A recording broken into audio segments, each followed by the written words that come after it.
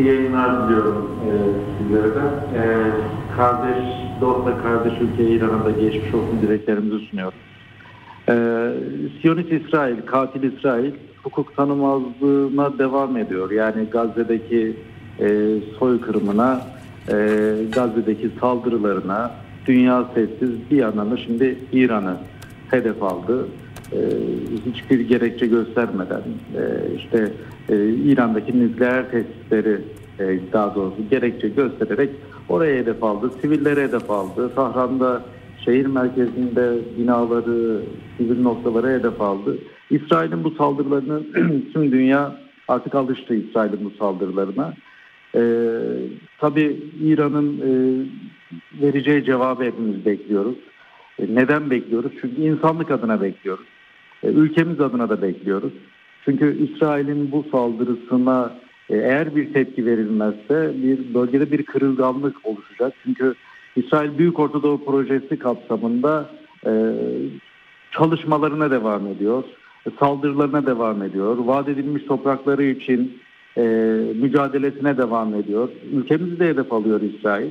Biliyoruz açıkça ülkemizin topraklarını da hedef olarak alıyor ve vaat edilmiş topraklar olarak ülkemizde işgal planı var. İsrail'in böyle bir planı var. Bunu da biliyoruz.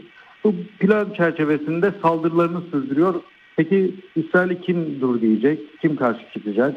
Körfez ülkeleri mi? Hayır tabii ki. Körfez ülkeleri İsrail'le normalleşmek için kuyruğa giren ülkeler. Bunlardan herhangi bir ses seda beklemiyoruz. Ancak bölge halkları özellikle emperyalizme ve siyonizme karşı bugünden itibaren daha çok ses çıkarmalı, daha çok bağırmalı. Biliyoruz ki bugün İran hedef alınıyor.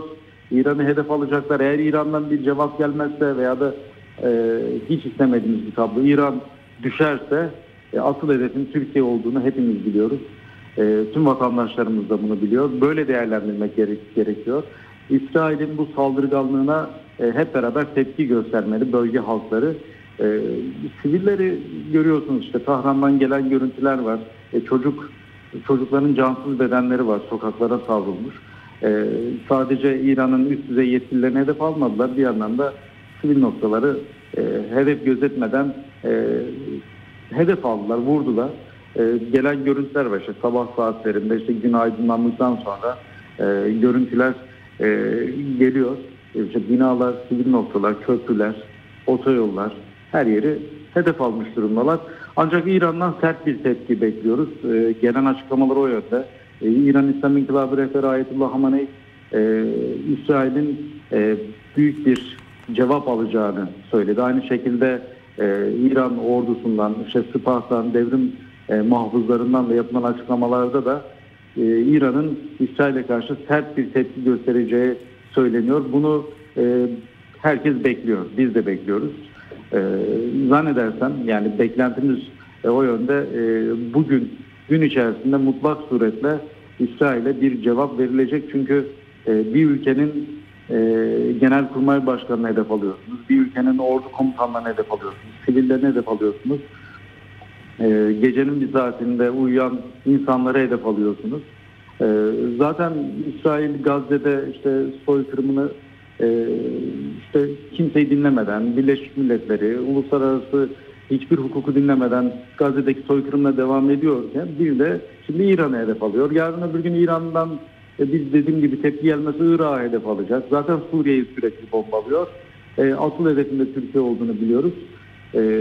İsrail'in bu yaptığı saldırganlığa karşı Türk milleti olarak da biz gereken tepkiyi de vermeliyiz. Zaten bugün TRT'nin attığı başlıkta özellikle katil İsrail komşumuzu vurdu diye gayet bilinçli bir başlık attılar.